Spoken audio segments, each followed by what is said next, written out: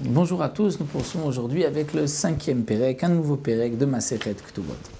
La Mishnah nous enseigne Nafalpi Sha'amru Betula Gova Mataim Valmana Mane. Bien que nous avons dit, nous avons enseigné que au moment d'un mariage, un homme s'engage à payer pour sa femme, si elle est vierge au moment du mariage, un premier mariage 200 zouz, et si elle est veuve, de payer un mané qui correspond à 100 zouz. Ça c'est la Ktuba, c'est le minimum.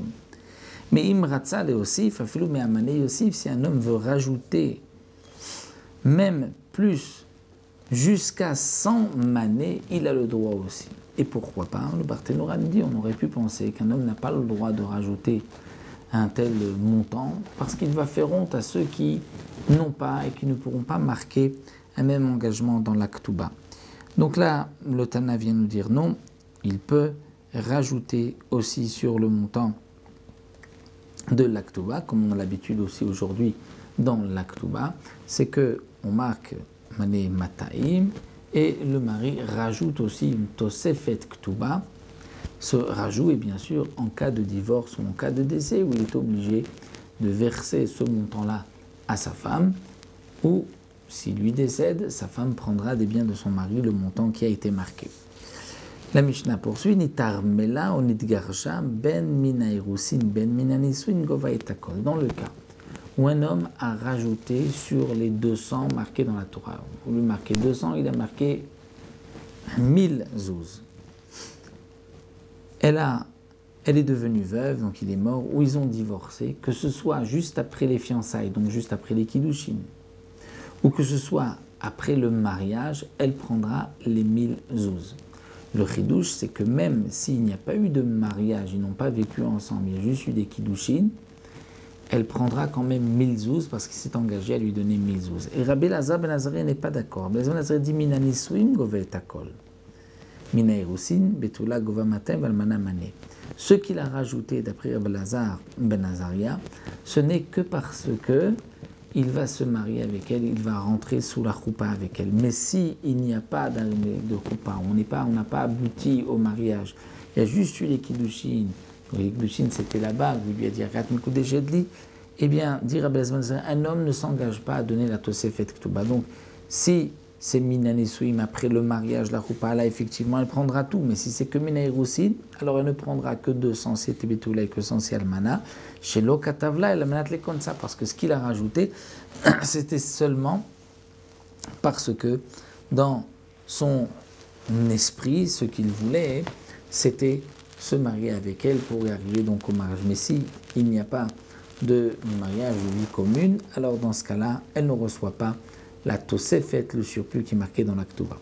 Rabbi Yehuda Omer Rabbi Yehuda dit Ratza kotev libtula ashtar shel mataim vi kotevet itkabalti mecha mane. Rabbi Yehuda va plus loin, il peut nous dire comme ça. Un homme qui veut se marier avec une femme qui est Betula, une vierge, mais il ne veut pas lui donner 200 zouz. Pourtant la Torah a dit qu'il doit donner 200 zouz. Il ne peut pas aller à l'encontre de la Torah et lui donner moins que 100 zouz. Même s'il marque 100 zouz, il devra lui donner 200 zouz. Mais dans le cas où il veut ne donner que 100 zouz et qu'elle est d'accord, ce qu'ils peuvent faire, c'est qu'il va lui écrire effectivement dans la Ktuba, je te donnerai 200 zouz. Vehi et elle, kotevet, elle va écrire, Kabbalti Mechamane, lui donnera un reçu, j'ai reçu 100 zouz, un mané. Donc en cas de divorce ou de décès, il a lui un reçu, comme quoi elle a déjà reçu 100. Et donc elle ne prendra que 100. Donc, on reviendra au même, mais on ne peut pas marquer dans la Ktuba qu'elle ne recevra que 100, parce que sinon ça va à l'encontre de la Torah, elle recevra 200. Donc le seul moyen, c'est d'écrire un reçu comme quoi elle a déjà pris cet argent.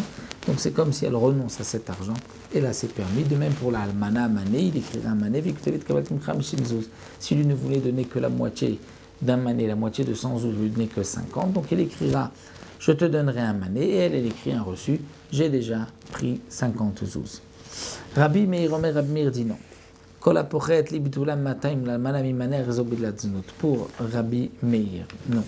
Étant donné que, en fin de compte, s'il divorce, il ne lui donnera pour sa femme que 100 pour la Betula ou que 50 pour la Almana, pour lui, Rabbi Meir, ça s'appelle Beilat Znout, c'est-à-dire c'est comme s'il y a eu une relation hors mariage. Parce que pour Rabbi Meir, il faut qu'elle puisse avoir en cas de divorce 200 et pour l'almana 100. Donc tout celui qui fait en sorte que la Betula recevra moins que 200, l'almana moins que 100, c'est Beilat Znout, c'est-à-dire c'est comme une relation hors mariage et donc c'est interdit. Il faut qu'il s'engage à donner 200 et 100 comme nous l'avons vu sans faire donc ce shtar, ce reçu qui lui permettra de payer moins. Donc on l'a dit, Rabbi Meir, lui, n'est pas d'accord avec Rabbi Yehuda.